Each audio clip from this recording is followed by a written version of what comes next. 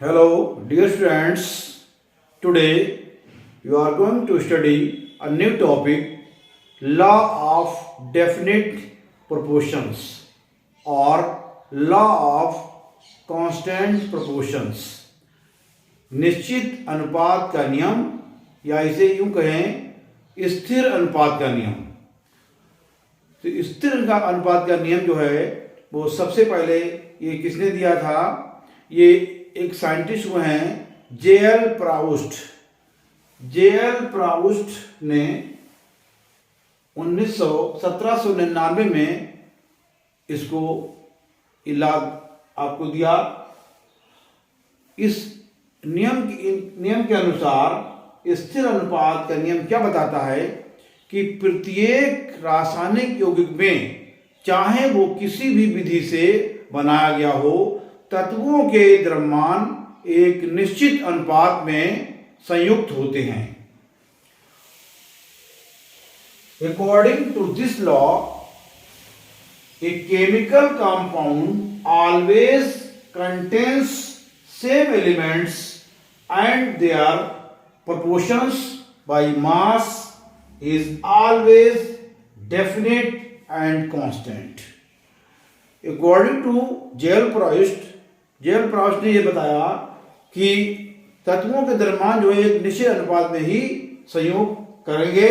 जैसे उदाहरण के लिए आपको बताते हैं, वाटर यानी जल का जो जल बना होता है H2O, तो इसमें हाइड्रोजन और ऑक्सीजन हैं। अब इनका अनुपात कितना होगा? इनका अनुपात 1:8 का अनुपात होगा। अगर हम हाइड्रोजन ऑक्सीजन मिलाकर वाटर बनाते हैं तब भी जो है 1:8 का होगा, और अगर हम वाटर से जो हाइड्रोजन ऑक्सीजन अलग करते हैं तभी इनका अनुपात जो है हाइड्रोजन और ऑक्सीजन का अनुपात 1:8 होगा। For example,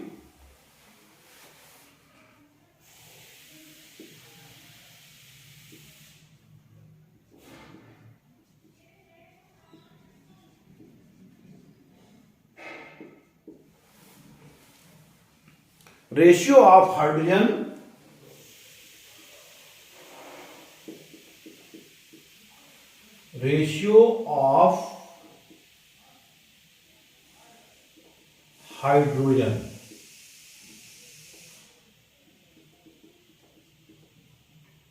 and oxygen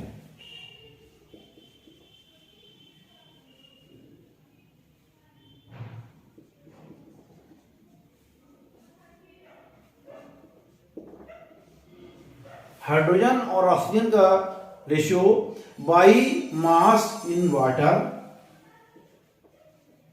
by mass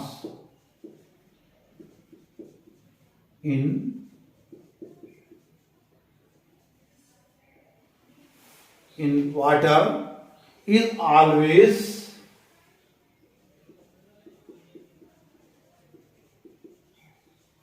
always 1:8। 1:8 जो है वो अनुपात होगा हाइड्रोजन और ऑक्सीजन का। Thus, if 9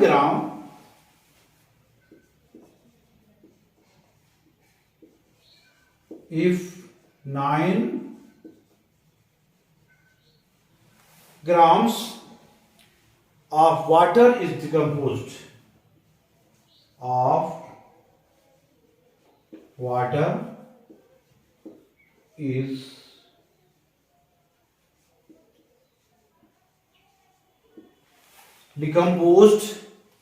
then 1 gram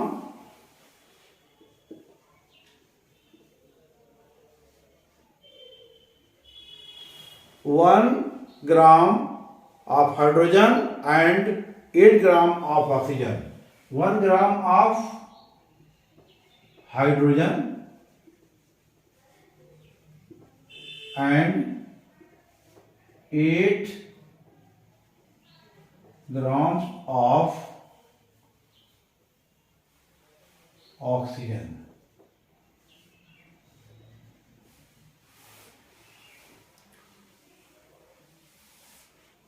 are obtained.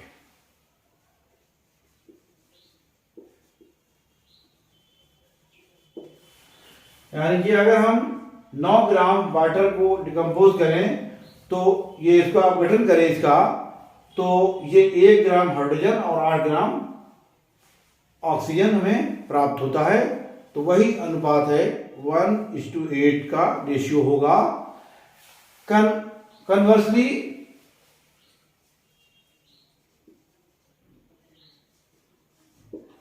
अगर इसका उल्टा हम करें, if 1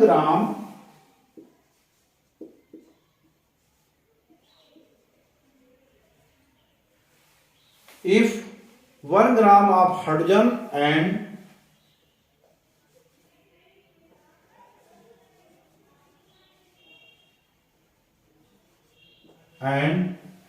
8 gram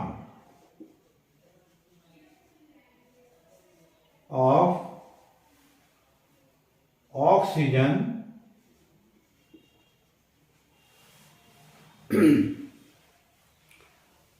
eight gram of oxygen are made to combine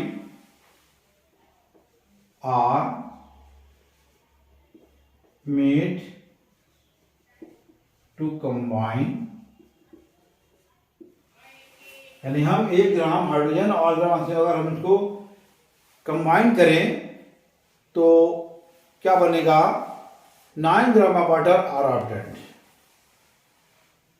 9 gram of water are obtained. यहाँ पे 1 ग्राम 8 ग्राम से हम जो है 9 ग्राम को जो हम डिकम्पोज कर रहे हैं तो हमें ये मिल रहा था, और जस्ट उसका उल्टा अगर हम 1 ग्राम को जब कंबाइन करते हैं तो हमें 9 ग्राम वाटर मिल जाता है। तो ये भी रेशियो वही है, 1:8 का रेशियो होगा। सिमिलरली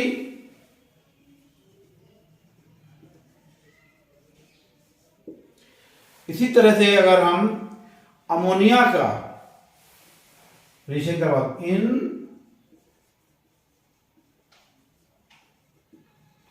अमोनिया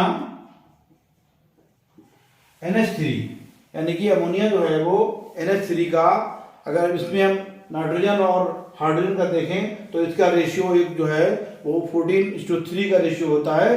तो वही रेशियो हर जगह मिलेगा, और वो कैसे भी प्राप्त की गई, जैसे वाटर का था, वाटर चाहे वो कुएं का हो, चाहे नदी का हो, चाहे वर्षा का हो, उसमें हर जगह यही 1:8 का रेशियो रहेगा। इसी तरह से अमोनिया में नाइट्रोजन कहीं से प्राप्त किया गया हो उसका रेशियो जो है वो 14:3 ही रहेगा।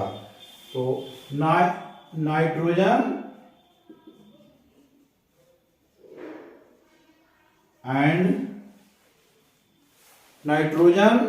and hydrogen are always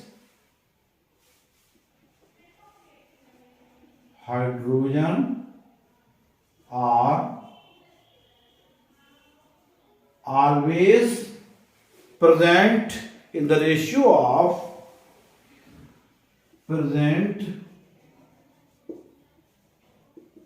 in the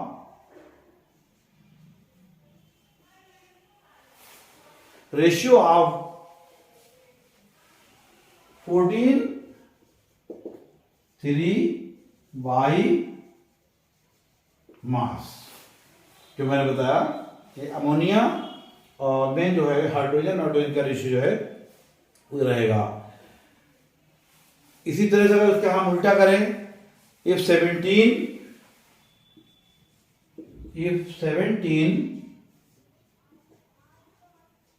grams ammonia NH3,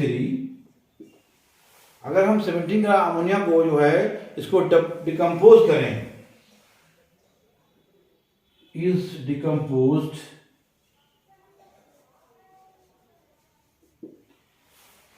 अगर इसको डिकम्पोज करें तो हमें क्या मिलेगा, decompose 14 gram nitrogen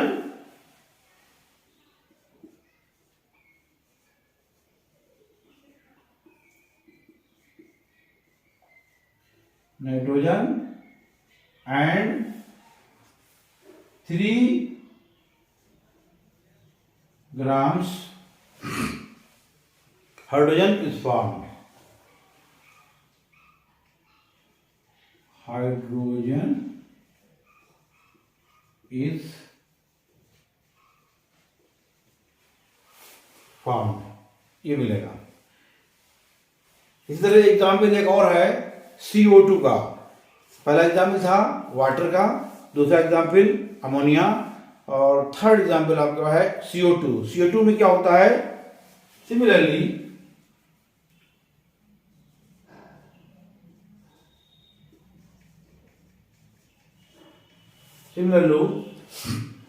in CO2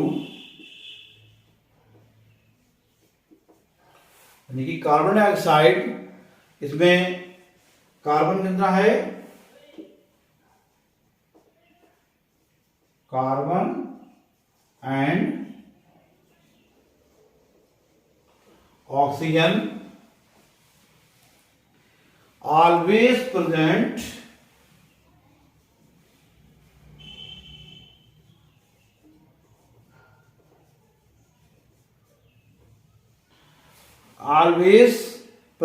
in ratio of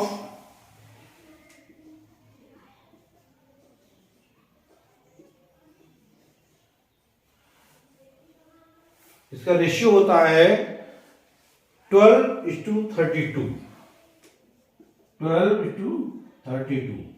और इसको अगर हम काट लें तो इसका कितना हो जाएगा?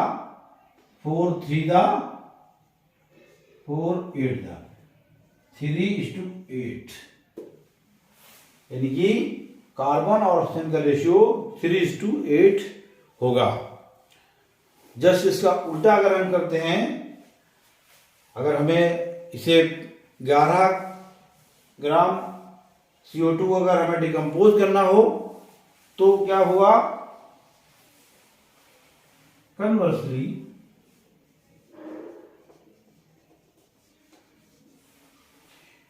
11 grams of CO2 decomposed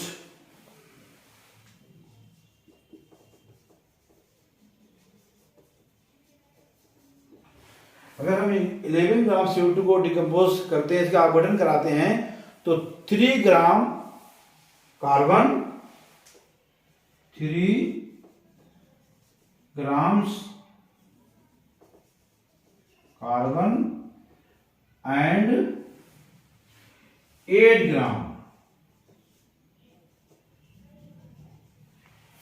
grams oxygen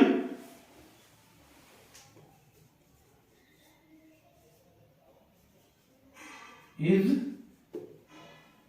formed।